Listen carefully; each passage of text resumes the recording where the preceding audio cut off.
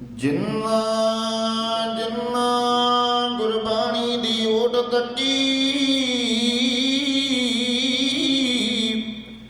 ਬੇੜੇ ਉਹਨਾਂ ਦੇ ਭਵਜਲੋਂ ਪਾਰ ਹੋ ਗਏ।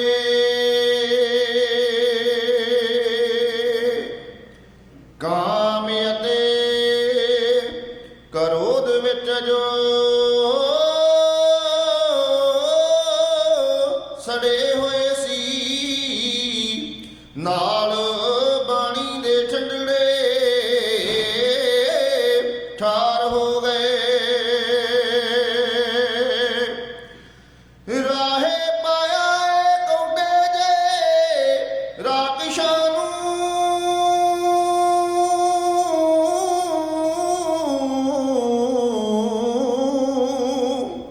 ਸੱਜਣ ਠੱਗ ਵਰਗੇ ਸੇਵਾਦਾਰ ਹੋ ਗਏ। ਪੜਿਆ ਸੁਣਿਆ ਹੈ ਜਿਨ੍ਹਾਂ ਨੇ ਮਨ ਚਿੱਤ ਲਾ ਕੇ, ਬੰਦੇ ਪ੍ਰਗਟਿਓ ਵਿੱਚ ਸੰਸਾਰ ਹੋ ਗਏ। ਬੰਦੇ ਰੋਸ਼ਨਿਓ ਵਿੱਚ ਸੰਸਾਰ ਹੋ ਗਏ।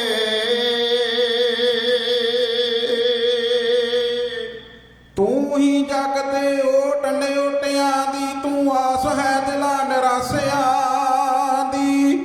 ਤੇਰੇ ਦਰ ਤੇ ਆਣ ਕੇ ਝੁਕਿਆ ਹਾਂ, ਓਟ ਛੱਡ ਕੇ ਸਾਰਿਆਂ ਪਾਸਿਆਂ ਦੀ। ਇੱਥੋਂ ਮਿਲਦਾ ਮਾਣ ਨਿਮਾਣਿਆਂ ਨੂੰ, ਟੈਕੇ ਆਤਮਾ ਦਿਲਾਂ ਉਦਾਸਿਆਂ ਦੀ। ਤੇਰੇ ਅਮਰਤੀ ਸੋਮਿਓ ਹਰ ਵੇਲੇ ਮਿਟ ਜਾਵੇ ਪਿਆਸ ਪਿਆਸਿਆਂ ਦੀ।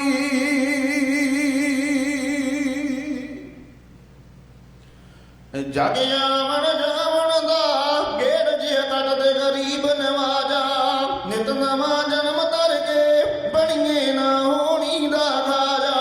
ਵਾਸੀ ਬੇਗਮ ਪਰਦੇ ਖੁਸ਼ੀਆਂ ਨਾਲ ਖਜ਼ਾਨੇ, ਇੱਕ ਕਿਣਕਾਰ ਅਹਿਮਦ ਦਾ ਮੰਗਦੇ ਸ਼ਾਇਰੀ ਦੀਦ ਦੀਵਾਨੇ।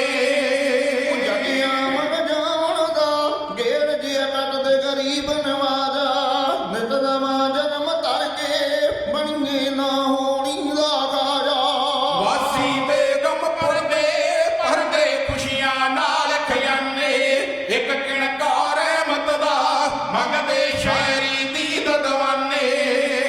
ਪਰ ਪਰ ਕੇ ਕਾਲੀ ਹੋਏ ਜੀਵਨ ਜਿਉ ਹੈ ਕੀ ਦਾ ਗੇੜਾ, ਸੰਸਾਰ ਸਮੁੰਦਰ ਚੋਂ ਲਾ ਦੇ ਪਾਰ ਮਾਲਕਾ ਬੇੜਾ। ਦਿਲ ਤਲਬਾਸ਼ੜ ਰਹੀਆਂ ਜੀ ਭਾਗਾਉਂਦੀ ਨਾਦ ਤਰਨੇ, ਇੱਕ ਕਿਣਕਾਰ ਅਹਿਮਦ ਦਾ ਮੰਗਦੇ ਸ਼ਾਇਰੀ ਦੀਦ ਦੀਵਾਨੇ। ਘੜ ਘੜ ਵਿੱਚ ਵਸਦੇ ਬੁੱਝ ਲੈ ਅਣਬੋਲੀਆਂ ਸਭ ਬਾਤਾਂ, ਖੁਸ਼ੀਆਂ ਤੇ ਗਮੀਆਂ ਜੋ ਇਹ ਸਭ ਪਾਰ ਬ੍ਰਹਮ ਦੀਆਂ ਦਾਤਾਂ। ਚੀਟੀ ਅਰ ਕੁੰਚਰ ਤੇ ਤੇਰੀ ਕਿਰਪਾ ਏਕ ਸਮਾਨੇ, ਇੱਕ ਕਿਣਕਾਰ ਅਹਿਮਦ ਦਾ ਮੰਗਦੇ ਸ਼ਾਇਰੀ ਦੀਦ ਦੀਵਾਨੇ। ਤੇਰੇ ਯਾਰ ਕਰਿਸ਼ਮੇ ਨੇ ਹੀਰੇ ਪੰਨੇ ਮਣੀਆਂ ਮੋਤੀ, ਤੇਰੇ ਯਾਰ ਕਰਿਸ਼ਮੇ ਨੇ ਹੀਰੇ ਪੰਨੇ ਮਣੀਆਂ ਮੋਤੀ। ਕੋਈ ਖੁੱਲਦਾ ਭੇਦ ਨਹੀਂ ਦੌੜੇ ਰਵੀ ਜਾਂ ਧਰਤ ਖਲੋਤੀ। ਰੁੱਤਾਂ ਅਰ ਥਿੱਤਾਂ ਦੀ ਗਿਣਤੀ ਕਰ ਗਏ ਕਿਵੇਂ ਸਿਆਣੇ, ਇੱਕ ਕਿਣਕਾਰ ਅਹਿਮਦ ਦਾ ਮੰਗਦੇ ਸ਼ਾਇਰੀ ਦੀਦ ਦੀਵਾਨੇ। ਸਭ ਇੱਕ ਪਦਾਰਥ ਤੋਂ ਬਣੀਆਂ ਏ ਅਰਬਾਂ ਤਕ ਰੂਹਾਂ, ਸਭ ਇੱਕ ਪਦਾਰਥ ਤੋਂ ਬਣੀਆਂ ਏ ਅਰਬਾਂ ਤਕ ਰੂਹਾਂ। ਨਹੀਂ ਮਿਲਦੇ ਦੂਜੇ ਨੂੰ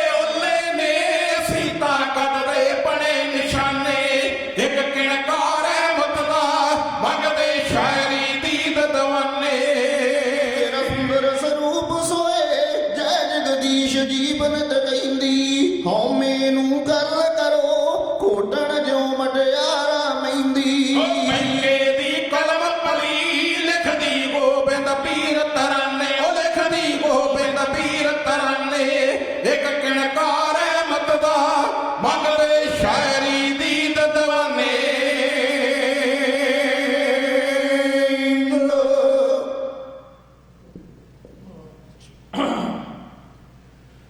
ਵਾਹ ਪ੍ਰਗਟਿਓ ਮਰਦ ਅਗੰਬੜਾ ਵਰਿਆਮ ਅਕੇਲਾ ਵਾਹੋ ਵਾਹੋ ਗੋਬਿੰਦ ਸਿੰਘ ਆਪੇ ਗੁਰ ਚੇਲਾ ਸਹਿਬੇ ਕਮਾਲ ਸਾਹਿਬ ਸ੍ਰੀ ਗੁਰੂ ਕਲਗੀਧਰ ਪਾਤਸ਼ਾਹ ਮਹਾਰਾਜ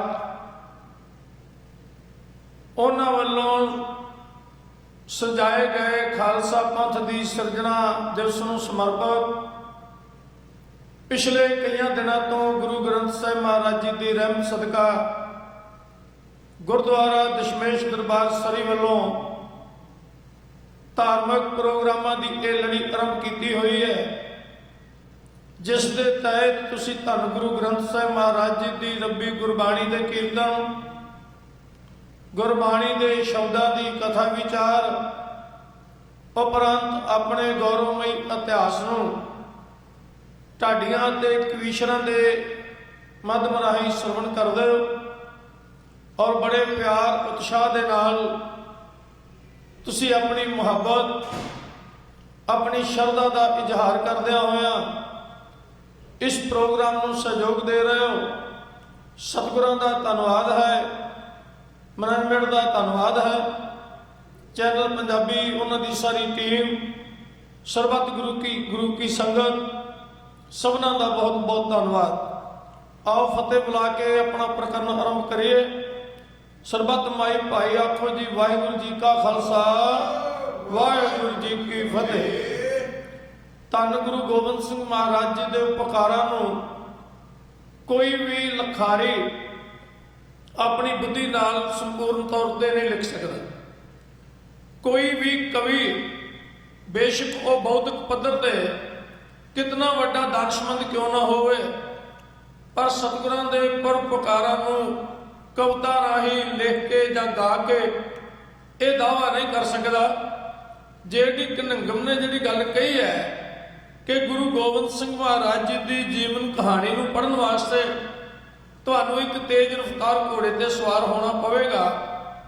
ਕਹਿੰਦਾ ਇੰਨੀ ਛੋਟੀ ਜੀ ਆਰਜ਼ੂ ਵਿੱਚ ਇੰਨੇ ਵੱਡੇ ਕ੍ਰਿਸ਼ਮੇ ਕਰ ਜਾਣੇ ਕਰਾਮਾਤ ਤੋਂ ਘੱਟ ਨਹੀਂ ਹੁੰਦੇ। ਕਰਾਮਾਤ ਉਹ ਚੀਜ਼ ਜਿਹੜੀ ਅਣਹੋਣੀ ਲੱਗਦੀ ਲੇਕਿਨ ਹੋਈ ਹੁੰਦੀ। ਤਾਂ ਸੱਚਮੁੱਚ ਮਹਾਰਾਜ ਜੀ ਦੇ ਜੀਵਨ ਦੀ ਸਭ ਤੋਂ ਵੱਡੀ ਕਰਾਮਾਤ ਸੀ ਖਾਲਸਾ ਪੰਥ ਦੀ ਸਿਰਜਣਾ ਕਰਨੀ, ਮਨੁੱਖ ਨੂੰ ਬਾਹਰੀ ਤੌਰ ਤੇ ਵੀ ਸੰਪੂਰਨ ਕਰਨਾ ਔਰ ਅੰਦਰੂਨੀ ਤੌਰ ਤੇ ਆਤਮਿਕ ਤੌਰ ਤੇ ਵੀ ਉਹਨੂੰ ਸ਼ਬਦ ਦੀ ਰੂਹਾਨੀ ਤਾਕਤ ਨਾਲ ਜੋੜ ਕੇ ਅੰਦਰੋਂ ਵੀ ਬਲਵਾਨ ਕਰਨਾ। ਦੋ ਤਰ੍ਹਾਂ ਦੀ ਸੰਤਾਨ ਵਿਦਵਾਨਾਂ ਨੇ ਮੰਨੀ ਹੈ। ਇੱਕ ਸੰਤਾਨ ਜਿਹਨੂੰ ਆਪਾਂ ਬਿੰਦੀ ਔਲਾਦ ਕਹਿੰਦੇ ਹਾਂ, ਮਾਤਾ ਪਿਤਾ ਦੇ ਸੰਜੋਗ ਤੋਂ ਮਾਤਾ ਪਿਤਾ ਦੀ ਮੁਹੱਬਤ ਤੋਂ ਇਹ ਸੰਤਾਨ ਸਾਡੇ ਘਰ ਵਿੱਚ ਪੈਦਾ ਹੁੰਦੀ ਔਰ ਪੀੜ੍ਹੀ ਦਰ ਪੀੜ੍ਹੀ ਅੱਗੇ ਅੰਸ਼ ਚੱਲਦੀ ਰਹਿੰਦੀ ਹੈ। ਇਹਨੂੰ ਆਪਾਂ ਬਿੰਦੀ ਸੰਤਾਨ ਕਹਿੰਦੇ ਹਾਂ। ਦੂਸਰੀ ਸੰਤਾਨ ਦਾ ਜ਼ਿਕਰ ਵਿਦਵਾਨਾਂ ਦੀ ਬੋਲੀ ਵਿੱਚ ਨਾਦੀ ਸੰਤਾਨ ਕਹਿ ਕੇ ਕੀਤਾ ਜਾਂਦਾ ਹੈ। ਭਾਵ ਉਹ ਸੰਤਾਨ ਜਿਹੜੀ ਸ਼ਬਦ ਦੇ ਸਰੂਪ ਤੋਂ ਪੈਦਾ ਹੁੰਦੇ ਹੈ। ਤੋਂ ਪੰਜਾਂ ਪਿਆਰਿਆਂ ਨੂੰ ਨਾਦੀ ਸੰਤਾਨ ਕਹਿ ਕੇ ਨਵਾਜਿਆ ਗਿਆ। ਉਹਦਾ ਕਾਰਨ ਮਹਾਰਾਜ ਜੀ ਨੇ ਜਿਹੜੀਆਂ ਅੰਮ੍ਰਿਤ ਦੀਆਂ ਬੂੰਦਾਂ ਮੁਰਦੇ ਦੇ ਮੂੰਹ ਵਿੱਚ ਪਾ ਕੇ ਮੁਰਦੇ ਨੂੰ ਜੀਵਿਤ ਕੀਤਾ, ਉਸ ਅੰਮ੍ਰਿਤ ਨੂੰ ਤਿਆਰ ਕਰਨ ਵਾਸਤੇ ਰੱਬੀ ਬਾਣੀ ਦਾ ਜਾਪ ਕੀਤਾ ਗਿਆ ਔਰ ਸਤਲੁਜ ਦਾ ਜਲ ਲਿਆਂਦਾ ਗਿਆ। ਸਰਬਲੋਹ ਦੇ ਬਾਟੇ ਵਿੱਚ ਪਾ ਕੇ ਵੀਰ ਆਸਨ ਹੋ ਕੇ ਔਰ ਸਤਿਗੁਰਾਂ ਨੇ ਖੰਡਾ ਫੇਰਦਿਆਂ ਉਹਦੇ ਤੇ ਨਿਗਾਹ ਟਿਕਾ ਕੇ ਔਰ ਉਹਦੇ ਵਿੱਚੋਂ ਸ਼ਕਤੀ ਪਾਈ ਜਿਹੜੀ ਮੁਰਦਿਆਂ ਨੂੰ ਜੀਵਨ ਦਾਨ ਦਿੰਦੀ ਸੀ। ਉਹਦੇ ਵਿੱਚ ਪਤਾਸੇ ਮਾਤਾ ਜੀਤਾ ਜੀ ਨੇ ਪਾਏ ਔਰ ਗੁਰਦੇਵ ਪਾਤਸ਼ਾਹ ਨੇ ਹੱਸ ਕੇ ਕਿਹਾ ਸੀ ਕਿ ਪਿਤਾ ਆਪਣੇ ਪੁੱਤਰ ਨੂੰ ਤੇਜ ਪ੍ਰਤਾਪ ਦਿੰਦਾ ਹੈ ਤੇ ਮਮਤਾ ਮਠਾਸ ਦਿੰਦੀ ਹੈ। ਔਰ ਤੁਸੀਂ ਬੜਾ ਚੰਗਾ ਕੀਤਾ। ਤੋ ਖੰਡੇ ਦੀਆਂ ਦੋ ਧਾਰਾਂ ਇਸ ਗੱਲ ਦਾ ਵੀ ਪ੍ਰਤੀਕ ਨੇ ਕਿ ਇੱਕ ਮੀਰੀ ਦੀ ਹੈ, ਇੱਕ ਪੀਰੀ ਦੀ ਹੈ।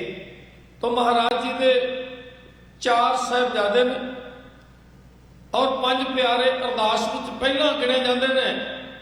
4 ਸਾਹਿਬਜ਼ਾਦਿਆਂ ਦਾ ਬਾਅਦ ਵਿੱਚ ਜ਼ਿਕਰ ਕੀਤਾ ਜਾਂਦਾ ਹੈ।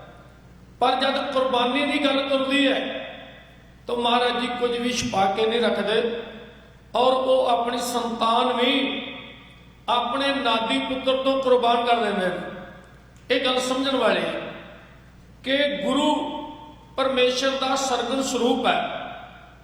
ਉਹਦਾ ਕਿਸੇ ਚੀਜ਼ ਨਾਲ ਮੋਹ ਨਹੀਂ ਹੈ। ਉਹ ਆਮ ਜਨ ਸਧਾਰਨ ਆਦਮੀ ਵਾਂਗੂ ਕਿਸੇ ਧਰਤੀ ਨਾਲ, ਕਿਸੇ ਕਿਲੇ ਨਾਲ, ਕਿਸੇ ਅੰਸ਼-ਵੰਸ਼ ਨਾਲ ਆਪਣੀ ਪਕੜ ਨਹੀਂ ਰੱਖਦਾ। ਇਹ ਸਾਰਾ ਕੁਝ ਉਹਦੇ ਵਾਸਤੇ ਇੱਕ ਨਾਟਕ ਵਾਂਗੂ ਹੁੰਦਾ ਹੈ ਔਰ ਉਹਦੇ ਨਾਲ ਉਹਦਾ ਉਨਾ ਕੀ ਰਿਸ਼ਤਾ ਹੁੰਦਾ ਹੈ ਜਿਹਦੇ ਨਾਲ ਇਤਿਹਾਸ ਦੀ ਸਿਰਜਣਾ ਹੋਣੀ ਹੁੰਦੀ ਹੈ। ਤੋ 4 ਸਾਹਿਬਜ਼ਾਦਿਆਂ ਵਿੱਚੋਂ ਸਭ ਤੋਂ ਵੱਡੇ ਬਾਬਾ ਅਜੀਤ ਸਿੰਘ, ਉਸ ਤੋਂ ਛੋਟੇ ਬਾਬਾ ਜੁਝਾਰ ਸਿੰਘ ਜੀ, ਉਸ ਤੋਂ ਛੋਟੇ ਬਾਬਾ ਜ਼ੋਰਾਵਰ ਸਿੰਘ, ਉਸ ਤੋਂ ਛੋਟੇ ਬਾਬਾ ਫਤਿਹ ਸਿੰਘ। ਇਹਨਾਂ ਨੂੰ ਬਾਬਾ ਤਖੱਲਸ ਇਸ ਕਰਕੇ ਦਿੱਤਾ ਜਾਂਦਾ ਹੈ ਕਿਉਂਕਿ ਇਹ ਫਾਰਸੀ ਦਾ ਸ਼ਬਦ ਹੈ। ਇਹਦਾ ਅਰਥ ਹੈ ਰਾਹ ਦੱਸਣ ਵਾਲਾ। ਬੇਸ਼ੱਕ ਉਹ ਗੁਰੂ ਗੋਬਿੰਦ ਸਿੰਘ ਮਹਾਰਾਜ ਜੀ ਦੇ ਪੁੱਤਰ ਨੇ, ਪਰ ਉਹਨਾਂ ਨੇ ਆਪਣੇ ਤੌਰ ਤੇ ਕੁਰਬਾਨੀ ਕਰਕੇ ਸੰਸਾਰ ਨੂੰ ਅਜ਼ਮਤ ਵਾਸਤੇ, ਆਜ਼ਾਦੀ ਵਾਸਤੇ ਕੁਰਬਾਨ ਹੋਣ ਦਾ ਰਾਹ ਦੱਸਿਆ। ਇਸੇ ਕਰਕੇ ਕਿਸੇ ਵਿਦਵਾਨ ਨੇ ਕਿਹਾ ਹੈ ਕਿ ਕਿਸੇ ਨੂੰ ਇਸ ਕਰਕੇ ਵਡਿਆਇਆ ਜਾਂਦਾ ਹੈ ਉਹਦੇ ਵੱਡੇ ਮਹਾਨ ਹੁੰਦੇ, ਕਿਸੇ ਨੇ ਖੁਦ ਵਡਿਆਈ ਕੀਤੀ ਹੁੰਦੀ ਹੈ, ਕਿਸੇ ਦੀ ਸੰਤਾਨ ਮਹਾਨ ਹੁੰਦੀ ਹੈ ਤਾਂ ਉਹਦਾ ਜ਼ਿਕਰ ਆਉਂਦਾ ਹੈ। ਪਰ ਧੰਨ ਗੁਰੂ ਗੋਬਿੰਦ ਸਿੰਘ ਮਹਾਰਾਜ, ਉਹਨਾਂ ਦੇ ਵੱਡ ਵਡੇਰੇ ਵੀ ਕੁਰਬਾਨੀਆਂ ਨਾਲ ਲਬਰੇਜ ਦਿਸਦੇ ਨੇ। ਉਹ ਖੁਦ ਵੀ ਬਹਾਦਰ ਮਹਾਂਬਲੀ ਤੇ ਉਹਨਾਂ ਦੀ ਸੰਤਾਨ ਵੀ ਧਰਮ ਤੋਂ ਕੁਰਬਾਨ ਹੁੰਦੀ ਹੈ। ਇਹ ਤਿੰਨੇ ਹੀ ਪੱਖ ਹਜ਼ੂਰ ਦੀ ਜੀਵਨੀ ਵਿੱਚ ਆ ਜੁੜਦੇ ਨੇ। ਤੋ ਜਿਹੜੇ ਬਾਬਾ ਅਜੀਤ ਸਿੰਘ ਜੀ ਨੇ, ਇਹ ਮਾਤਾ ਸੁੰਦਰ ਕੌਰ ਦੀ ਕੁੱਖ ਤੋਂ ਪੈਦਾ ਹੁੰਦੇ ਨੇ। ਭੰਗਾਣੀ ਦਾ ਜੰਗ ਜਿੱਤ ਕੇ ਜਦ ਮਹਾਰਾਜ ਆਉਂਦੇ ਨੇ, ਉਹਨਾਂ ਨੂੰ ਖੁਸ਼ੀ ਦੀ ਖਬਰ ਮਿਲਦੀ ਹੈ ਕਿ ਘਰ ਸਾਹਿਬਜ਼ਾਦੇ ਨੇ ਜਨਮ ਲਿਆ। ਤੋ ਪਿਆਰ ਨਾਲ ਉਹ ਨਾਮ ਰੱਖ ਦਿੰਦੇ ਨੇ ਅਜੀਤ, ਭਾਵ ਕਦੇ ਨਾ ਜਿੱਤਿਆ ਜਾਣ ਵਾਲਾ। ਔਰ ਬਾਕੀ ਦੇ ਤਿੰਨੇ ਸਾਹਿਬਜ਼ਾਦੇ ਮਾਤਾ ਜੀਤੋ ਜੀ ਦੀ ਕੁੱਖ ਤੋਂ ਪੈਦਾ ਹੁੰਦੇ ਨੇ। ਯਾਦ ਰੱਖੋ, ਵਿਆਹ ਪਹਿਲਾਂ ਮਾਤਾ ਜੀਤਾ ਜੀ ਦਾ ਹੁੰਦਾ ਹੈ, ਪਰ ਸੰਤਾਨ ਪਹਿਲਾਂ ਮਾਤਾ ਸੁੰਦਰ ਕੌਰ ਨੂੰ ਮਿਲਦੀ ਹੈ। ਮਾਤਾ ਜੀਤ ਕੌਰਾਂ ਦੀ ਵਿਆਹ ਵਕਤ ਉਮਰ 6-7 ਸਾਲ ਦੀ ਬਾਪੂ ਜੀ ਨੇ ਲਿਖੀ ਹੈ ਔਰ ਉਹਨਾਂ ਦਾ ਪੇਕਾ ਪਿੰਡ ਲਾਹੌਰ ਹੈ। ਮਾਤਾ ਸੁੰਦਰਾ ਜੀ ਦਾ ਪੇਕਾ ਪਿੰਡ ਬਿਜਵਾੜਾ ਔਰ ਮਾਤਾ ਸਾਹਿਬ ਕੌਰ ਜੀ ਦਾ ਪੇਕਾ ਪਿੰਡ ਰੋਹਤਾਸ, ਜ਼ਿਲ੍ਹਾ ਜੇਹਲਮ, ਅੱਜ ਕੱਲ੍ਹ ਪਾਕਿਸਤਾਨ ਦੇ ਅੰਦਰ, ਜਿਨ੍ਹਾਂ ਨੂੰ ਖਾਲਸੇ ਦੀ ਮਾਤਾ ਦਾ ਖਿਤਾਬ ਵੀ ਮਿਲਿਆ ਹੈ। ਪਤਾਸੇ ਮਾਤਾ ਜੀਤੋ ਨੇ ਪਾਏ ਨੇ ਔਰ 1 ਸਾਲ ਤੇ 28 ਦਿਨ ਬਾਅਦ ਖਾਲਸਾ ਪੰਥ ਦੀ ਸਿਰਜਣਾ ਤੋਂ ਮਾਤਾ ਸਾਹਿਬ ਕੌਰ ਜੀ ਦਾ ਆਨੰਦ ਕਾਰਜ ਮਹਾਰਾਜ ਨਾਲ ਹੁੰਦਾ ਹੈ। ਪਰ ਖਾਲਸੇ ਦੀ ਮਾਤਾ ਹੋਣ ਦਾ ਸੁਭਾਗ ਉਹਨਾਂ ਨੂੰ ਪ੍ਰਾਪਤ ਹੁੰਦਾ ਹੈ। ਉਹਨਾਂ ਦੀ ਬਿੰਦੀ ਸੰਤਾਨ ਕੋਈ ਨਹੀਂ। ਇਹ ਵੱਡੇ 4 ਸਾਹਿਬਜ਼ਾਦੇ ਦੋਨਾਂ ਮਾਤਾਵਾਂ ਵਿੱਚੋਂ ਨੇ ਤੇ ਪੰਥ ਦੀ ਸਿਰਜਣਾ ਤੋਂ ਲਗਭਗ 1 ਸਾਲ ਬਾਅਦ ਮਾਤਾ ਜੀਤ ਕੌਰ ਜੀ ਚੜ੍ਹਾਈ ਕਰ ਜਾਂਦੇ ਨੇ। ਉਦੋਂ ਛੋਟੇ ਸਾਹਿਬਜ਼ਾਦੇ ਦੀ ਉਮਰ 2 ਸਾਲ ਹੁੰਦੀ ਹੈ। ਜਿਹੜੀ ਗੱਲ ਮੈਂ ਤੁਹਾਡੇ ਨਾਲ ਸਾਂਝੀ ਕਰਨੀ ਚਾਹੁੰਦਾ ਕਿਉਂਕਿ ਇਤਿਹਾਸ ਬਹੁਤ ਵਿਸਥਾਰ ਮੰਗਦਾ ਹੈ। ਅਨੰਦਪੁਰ ਦੀ ਧਰਤੀ ਕਿਤੇ ਛੋਟੀ ਜੀ ਨਹੀਂ ਕਿ ਆਪਾਂ ਜਲਦੀ ਜਲਦੀ ਕਲੀਅਰ ਕਰ ਜਾਈਏ। ਬਹੁਤ ਵੱਡੀਆਂ ਇਤਿਹਾਸ ਦੀਆਂ ਕਥਾਵਾਂ ਇਸ ਧਰਤੀ ਨਾਲ ਜੁੜੀਆਂ ਹੋਈਆਂ। ਕਦੇ ਵਿੱਚ ਆਪਾਂ ਸਾਂਝੀਆਂ ਕਰਾਂਗੇ। ਲੰਗਰਾਂ ਦੀ ਪਰਖ ਮਹਾਰਾਜ ਜੀ ਨੇ ਭੇਸ ਬਦਲ ਕੇ ਕਰਨੀ ਤੇ ਭਾਈ ਨੰਦ ਲਾਲ ਜੀ ਦਾ ਪਾਸ ਹੋਣਾ। ਉਹਦਾ ਕਾਰਨ ਮਹਾਰਾਜ ਜੀ ਇੱਕ ਸਿੱਖ ਦੇ ਭੇਸ ਵਿੱਚ ਆਉਂਦੇ ਨੇ, ਸਾਰਿਆਂ ਨੂੰ ਪੁੱਛਦੇ ਨੇ ਬਈ ਮੈਨੂੰ ਭੁੱਖ ਲੱਗੀ ਹੈ। ਕੋਈ ਕਹਿੰਦਾ ਬਈ ਹੁਣ ਤਾਂ ਲੰਗਰ ਬੰਦ ਹੋ ਗਿਆ, ਸਵੇਰੇ ਸਵਸਤੇ ਮਿਲ ਜਾਏਗਾ। ਕੋਈ ਕਹਿੰਦਾ ਮੇਰੇ ਕੋਲ ਸੇਵਾਦਾਰ ਹੈ ਨਹੀਂ। ਇਸ ਤਰ੍ਹਾਂ ਕਰਦਿਆਂ ਭਾਈ ਨੰਦ ਲਾਲ ਜੀ ਕੋਲ ਜਦ ਜਾਂਦੇ ਨੇ, ਉਹ ਕਹਿੰਦੇ ਬਸ ਹੁਣੇ ਬੈਠੋ ਜੀ, ਤੁਹਾਨੂੰ ਲੰਗਰ 2 ਮਿੰਟ ਦੇ ਅੰਦਰ ਹੀ ਮਿਲ ਜਾਏਗਾ। ਤਾਂ ਸਤਿਗੁਰਾਂ ਨੇ ਸਵੇਰੇ ਕਿਹਾ ਸੀ ਵੀ ਸਾਰੇ ਹੀ ਸਤਿਕਾਰਯੋਗ ਨੇ, ਪਰ ਭਾਈ ਸਾਹਿਬ ਜੀ ਨੰਬਰ ਲੈ ਕੇ, ਕਿਉਂਕਿ ਉਹਨਾਂ ਦੇ ਜ਼ੁਬਾਨ ਤੋਂ ਅਨਕਾਰ ਸ਼ਬਦ ਨਹੀਂ ਨਿਕਲਿਆ। ਇਸੇ ਤਰ੍ਹਾਂ ਸੰਨਿਆਸੀਆਂ ਦੇ ਪਾਜ ਘੇੜ ਨੇ ਔਰ ਇੰਨੀਆਂ ਲੰਬੀਆਂ ਚੌੜੀਆਂ ਕਹਾਣੀਆਂ ਨੇ ਜਿਹਦੇ ਨਾਲ ਸਾਡਾ ਇਤਿਹਾਸ ਭਰਿਆ ਪਿਆ ਹੈ। ਭਾਈ ਕਨ੍ਹਈਆ ਸਾਹਿਬ ਜੀ, ਜਿਨ੍ਹਾਂ ਤੋਂ ਰੈੱਡ ਕਰਾਸ ਦਾ ਜਨਮ ਹੁੰਦਾ ਹੈ, ਜਿਨ੍ਹਾਂ ਨੇ ਬਗੈਰ ਇਹ ਵੇਖੇ ਕਿ ਦੁਸ਼ਮਣ ਕਿਸ ਜਾਤ ਦਾ ਹੈ, ਕਿਸ ਮਜ਼ਹਬ ਦਾ ਹੈ, ਉਹਦੇ ਨਾਲ ਸਾਡਾ ਕੀ ਰਿਸ਼ਤਾ ਹੈ, ਔਰ ਉਸ ਦੇ ਮੁਖ ਵਿੱਚ ਪਾਣੀ ਪਾਇਆ ਇਸ ਕਰਕੇ ਕਿ ਇਹ ਵੀ ਪਰਮੇਸ਼ਰ ਦੀ ਸੰਤਾਨ ਹੈ, ਇਹ ਵੀ ਰੱਬ ਦਾ ਰੂਪ ਹੈ। ਸ਼ਿਕਾਇਤਾਂ ਵੀ ਹੋਈਆਂ, ਲੇਕਿਨ ਇਸ ਤਰ੍ਹਾਂ ਦੀ ਮਹਾਰਾਜ ਨੇ ਸਿਰਜਣਾ ਕੀਤੀ ਜਿੱਥੋਂ ਪਤਾ ਲੱਗਦਾ ਹੈ ਕਿ ਗੁਰੂ ਦਾ ਕਿਸੇ ਨਾਲ ਵੈਰ ਨਹੀਂ ਹੈ, ਗੁਰੂ ਦੀ ਕਿਸੇ ਨਾਲ ਪਕੜ ਵੀ ਨਹੀਂ ਹੈ, ਕਿਸੇ ਨਾਲ ਮੋਹ ਵੀ ਨਹੀਂ ਹੈ। ਗੁਰੂ ਇਸ ਬ੍ਰਹਿਮੰਡ ਦੀ ਸਿਰਜਣਾ ਦਾ ਹੀ ਇੱਕ ਪ੍ਰਕਾਸ਼ ਤੌਰ ਤੇ ਸਰਗੁਣ ਸਰੂਪ ਹੁੰਦਾ ਹੈ, ਜਿਹੜਾ ਸਮੇਂ-ਸਮੇਂ ਕਿਸੇ ਨਾ ਕਿਸੇ ਧਰਤੀ ਤੇ ਪ੍ਰਗਟ ਹੋ ਕੇ ਉਹ ਇਸ ਬ੍ਰਹਿਮੰਡ ਦੀ ਅਗਵਾਈ ਕਰਦਾ ਹੈ। ਤੋ ਆਓ ਇੱਕ ਵਾਰੀ ਮਾਤਾ ਗੁਜਰੀ ਜੀ ਔਰ ਉਹਨਾਂ ਦੇ ਕੋਲ ਮਾਤਾ ਜੀਤਾ ਜੀ ਨੇ ਇਹ ਗੱਲ ਕਹੀ ਸੀ ਕਿ ਆਪਾਂ ਪੁੱਛੀਏ ਸਾਹਿਬਜ਼ਾਦਿਆਂ ਨੂੰ ਵਿਆਹਣ ਬਾਰੇ, ਇਹਨਾਂ ਨੂੰ ਮੰਗਣ ਬਾਰੇ ਕੀ ਪ੍ਰੋਗਰਾਮ ਹੈ। ਤਾਂ ਗੁਰਦੇਵ ਪਾਤਸ਼ਾਹ ਜੀ ਨਾਲ ਰਾਤ ਨੂੰ ਬਰਾਜਰ ਤੋਂ ਪਹਿਲਾਂ ਗੱਲਬਾਤ ਹੋਈ ਤਾਂ ਮਹਾਰਾਜ ਜੀ ਨੇ ਹੱਸਦੇ ਮਾਤਾ ਗੁਜਰੀ ਜੀ ਨੂੰ ਕਿਹਾ ਸੀ ਕਿ ਮਾਤਾ ਜੀ ਸਮਾਂ ਆਉਣ ਵਾਲਾ ਹੈ ਔਰ ਇਹ ਸਾਹਿਬਜ਼ਾਦੇ ਐਸੀ ਕੁਰਬਾਨੀ ਕਰਨਗੇ, ਭਾਵ ਸੀ ਕਿ ਇਸ ਤਰ੍ਹਾਂ ਦੀਆਂ ਇਹਨਾਂ ਦੀਆਂ ਜੰਜਾਂ ਚੜ੍ਹਨਗੀਆਂ, ਲੋਕ ਯਾਦ ਰੱਖਣਗੇ। ਔਰ ਮਹਾਰਾਜ ਜੀ ਨੇ ਭਵਿੱਖ ਦੀ ਗੱਲ ਕਹਿੰਦੇ ਇਹ ਵੀ ਕਹਿ ਦਿੱਤਾ ਕਿ ਦੋਵਾਂ ਦੇ ਨਾਲ ਮੈਂ ਹੋਵਾਂਗਾ ਔਰ ਦੋਵਾਂ ਦੇ ਨਾਲ ਤੁਸੀਂ ਹੋਵੋਗੇ। ਸੱਚੇ ਪਾਤਸ਼ਾਹ ਮਹਾਰਾਜ ਜੀ ਉਹਨਾਂ ਦੇ ਸਵਾਲ ਦੇ ਜਵਾਬ ਵਿੱਚ ਮੈਂ ਵਿਆਹ ਤੋਂ ਵੱਡਿਆਂ ਨੂੰ ਛੋਟੇ ਤੁਹਾਡਾ ਫਰਜ਼ ਵਿਆਹੁਣੇ, ਜਿਵੇਂ ਮਾਤਾ ਗੁਜਰੀ ਜੀ ਨੂੰ ਕਹਿ ਰਹੇ ਨੇ, ਬੜੇ ਪ੍ਰੇਮ ਨਾਲ ਸਰਵਣ ਕਰੋ, ਇਹ ਬੇਨਤੀ ਕੀਤੀ ਜਾ ਰਹੀ ਹੈ। ਇੱਕ ਦਿਨ ਮਾਤਾ ਗੁਜਰੀ ਨੇ ਕਿਹਾ ਲਾਡਲੇ ਗੁਰਾਂ ਨੂੰ ਹੱਸ, ਕਿਉਂ ਨਹੀਂ ਵਿਆਹੁੰਦਾ ਲਾਲਾ ਨੂੰ, ਇਹ ਕੀ ਰਾਜਨੀਤੀ ਹੈ ਦੱਸ। ਕਿਹਾ ਗੋਬਿੰਦ ਸਿੰਘ ਨੇ ਜੀ ਮਾਤਾ ਹੱਥੀਂ ਗੁਸਾਏ ਸਦਾਉਣੇ, ਮੈਂ ਵਿਆਹ ਦੂੰ ਵੱਡਿਆਂ ਨੂੰ, ਛੋਟੇ ਤੇ ਆਡਾ ਫਰਜ਼ ਵਿਆਹੁਣੇ। ਇੱਕ ਦਿਨ ਮਾਤਾ ਗੁਜਰੀ ਨੇ ਕਿਹਾ ਲਾਡਲੇ ਗੁਰਾਂ ਨੂੰ ਹੱਸ, ਕਿਉਂ ਨਹੀਂ ਵਿਆਹੁੰਦਾ ਲਾਲਾ ਨੂੰ, ਇਹ ਕੀ ਰਾਜਨੀਤੀ ਹੈ ਦੱਸ। ਕਿਹਾ ਗੋਬਿੰਦ ਸਿੰਘ ਨੇ ਜੀ ਮਾਤਾ ਹੱਥੀਂ ਗੁਸਾਏ ਸਦਾਉਣੇ, ਮੈਂ ਵਿਆਹ ਦੂੰ ਵੱਡਿਆਂ ਨੂੰ, ਛੋਟੇ ਤੁਹਾਡਾ ਫਰਜ਼ ਵਿਆਹੁਣੇ। ਜੰਗ ਚੜੂ ਅਨੰਦਪੁਰ ਤੋਂ ਮਾਤਾ ਚੌਹਾਂ ਨੂੰ ਅਟਣੇ ਲਾ ਲਈ, ਸੁੰਦਰੀ ਤੇ ਜੀਤੋ ਨਾ ਮਾਤਾ ਰਲ ਕੇ ਘੋੜੀਆਂ ਗਾ ਲਈ। ਓਏ ਪੁੰਜ ਕੁਰਬਾਨੀ ਦੇ ਸੋਹਣੇ ਮੋਹਣੇ ਬਿਲ ਪਰਚਾਉਣੇ, ਮੈਂ ਵਿਆਹ ਦੂੰ ਵੱਡਿਆਂ ਨੂੰ, ਛੋਟੇ ਤੁਹਾਡਾ ਫਰਜ਼ ਵਿਆਹੁਣੇ। ਮੰਗਣੀ ਚੌਹਾਂ ਦੀ ਜਿੱਥੇ ਮਾਪੇ ਕਦੇ ਨਹੀਂ ਮੰਗਦੇ, ਇਹ ਤਾਂ ਮਾਉਣਗੇ ਲਾੜੀਆਂ ਨੂੰ, ਡਰਦੇ ਲੋਕ ਜਿਨ੍ਹਾਂ ਤੋਂ ਸੰਗਦੇ। ਕੱਕੂ ਬਣਨਾ ਵਚੋਲਾ ਹੈ ਬਜੀ ਤੇ ਖਾਨ ਦੇ ਘਰੇ ਟਿਕਾਉਣੇ, ਮੈਂ ਵਿਆਹ ਦੂੰ ਵੱਡਿਆਂ ਨੂੰ, ਛੋਟੇ ਤੁਹਾਡਾ ਫਰਜ਼ ਵਿਆਹੁਣੇ। ਜਨਮ ਨੇ ਕੱਢਣੀ ਬੇਦੀ ਹੈ ਮਾਤਾ ਵੇਖੀ ਬੁਰਜ ਵਿੱਚ ਚੜ ਕੇ, ਬੰਦ ਖੁਸ਼ੀ ਦੇ ਸੇਆਂ ਨੂੰ ਹੱਥੀ ਤੋਰੀ ਦੋਹਾਂ ਨੂੰ ਖੜ ਕੇ। ਮੁਗਲ ਹਕੂਮਤ ਦੇ ਇਹਨਾਂ ਝੰਡੇ ਪਾੜ ਵਿਖਾਉਣੇ, ਮੈਂ ਵਿਆਹ ਦੂੰ ਵੱਡਿਆਂ ਨੂੰ, ਛੋਟੇ ਤੁਹਾਡਾ ਫਰਜ਼ ਵਿਆਹੁਣੇ।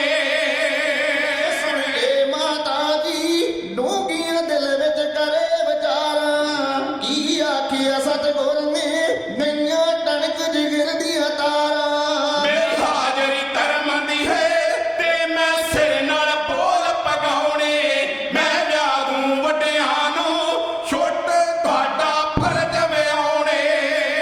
ਸਦਾ ਜੀਣਗੇ ਦੁਨੀਆ ਤੇ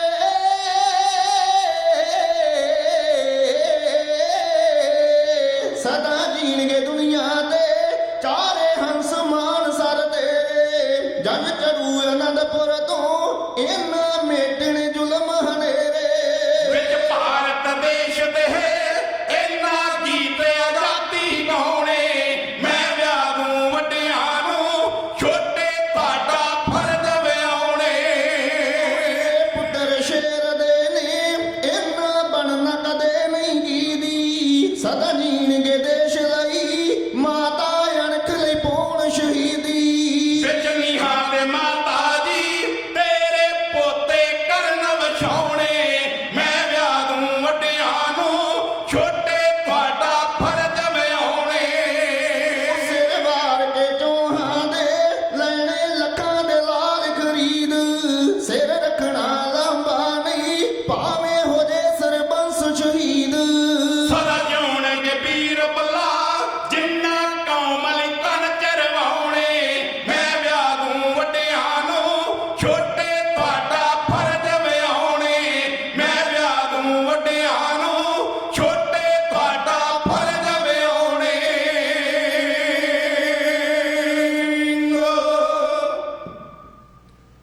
ਸੋ ਖਾਲਸਾ ਜੀ ਸਮਾਂ ਰੁਕਦਾ ਨਹੀਂ, ਆਪਣੀ ਚਾਲੇ ਚੱਲ ਜਾਂਦਾ ਹੈ।